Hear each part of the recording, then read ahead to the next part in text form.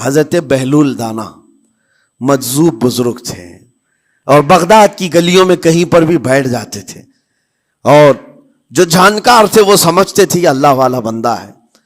مجذوب کس کو کہتے ہیں؟ جس کی یاد الہی میں عقل فنا ہو گئی، ختم ہو گئی، اللہ کے ذکر میں اور اللہ کی یاد میں اپنے آپ کو فنا کر دیا ہے، اس کے اوپر شریعت کا قلم نہیں۔ ظاہر سی بات ہے شریعت کے سارے احکام اس پر ہیں جس کی عقل سلامت ہے، عاقل ہو بالغ ہو تو نماز فرض ہے نا، عقل ہی نہیں ہے تو وہ مجذوب ان اولیاء کو کہتے ہیں۔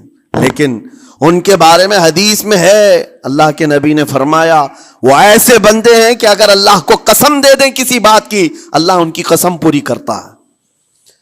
وہ بہلول دانا بیٹھے ہوئے تھے، بغداد کا ایک مشہور تاجر تھا، لیکن خستہ حال تھا، بہت نقصان اٹھا چکا تھا، خسارے میں چل رہا تھا، بزنس پورا لاس میں، اور وہ پریشان حال بہلول دانا کے پاس آیا، گڑ گڑایا، کہا کہ حضور مجھے بچا لیں، رحم کر لیں، میں تاجر ہوں، لٹ گیا ہوں، لاس میں ہوں، کچھ آپ فرما دیں، میں کیسے اس بھنور سے نکلوں؟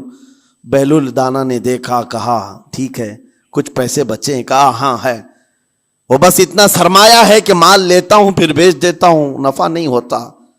بہلول دانا نے کہا ایک کام کر، کالا کپڑا جتنا ملتا ہے سب خرید لے، پورے شہر سے کالا کپڑا جہاں جہاں مل جائے سب لے کر اسٹاک کر لے۔